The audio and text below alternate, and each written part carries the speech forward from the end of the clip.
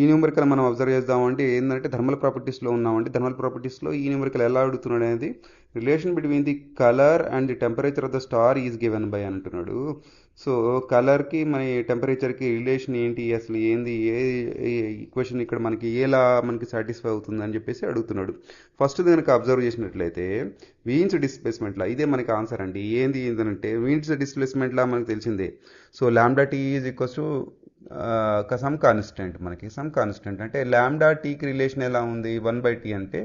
So okay, ఇలా కూడా రాసుకోవచ్చు కదా. Temperature T is equals to so 1/λ. Lambda చిన్నదిగా ఉంటే టెంపరేచర్ కనుక ఎక్కువ ఉంటుంది. ఓకేనా. సో ఈ రిలేషన్ మనకి కనబడుతుంది. జనరల్గా మనం ఎగ్జాంపుల్ కనుక తీసుకున్నట్లయితే ఎట్లా ఉంటుంది మనకట.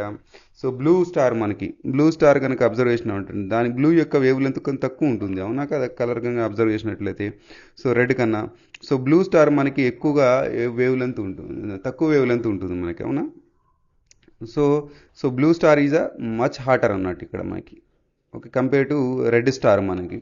సో బ్లూ స్టార్ అనేది ఎక్కువ హాట్ ఉంటుంది, వేవ్ లెంత్ తక్కువ ఉంటుంది కాబట్టి ఎక్కువ హాట్ ఉంటుంది, టెంపరేచర్ ఎక్కువ ఉంటుంది. అదేగా రిలేషన్ ఇక్కడ. T is inversely proportional to lambda అన్నాడు. ఓకే, సో మిగతా ఎందుకు కావండి. ప్లాంక్స్ లా అది ఏం గురించి చెప్తుంది అని అంటే ప్లాంక్స్ లా ఇక్కడ మనకి సో ఎలక్ట్రోమాగ్నెటిక్ రేడియేషన్ గురించి, బ్లాక్ బాడీ గురించి చెప్తుందండి. బ్లాక్ బాడీ రేడియేషన్ గురించి చెప్తుంది మనకి. సో ఇది దానికి సూటబుల్ కాదు మనకి. ఇది మనకి జనరల్గా ఏం చెప్తుందంటే ఓవరాల్ థర్మల్ ఈక్విలిబ్రియం గురించి చెప్తుంది. పీక్ మనకి వీన్స్ డిస్ప్లేస్మెంట్ లాగా ద పీక్ టెంపరేచర్ గురించి మాట్లాడదంట. ఓకే, హబుల్స్ లా గురించి ఏమవుతుంది. హబుల్స్ లా ఏంటి మనకి ఇక్కడ. So relation the distance of the galaxies of the speed and which is the so moving away from the అంటున్నాడు. అంటే హబుల్స్ లా మనకి గ్యాలాక్సీ గురించి చెప్తున్నాడు మనకి. ఓకేనా.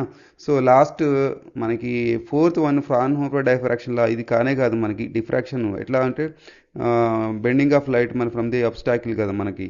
సో ఇది కానే కాదు అన్నట్టు. ఓకే, దీనికి దానికి అసలు టెంపరేచర్కి రిలేషన్ లేనే లేదు కాబట్టి ఈ ఫోర్త్ వన్ కానే కాదు. ఫస్ట్ వన్ ఈజ్ ఆ వీన్స్ డిస్ప్లేస్మెంట్ మనకి ఎగ్జాక్ట్గా మన ఇచ్చిన స్టేట్మెంట్ కరెక్ట్ సూటబుల్ అవుతుందండి.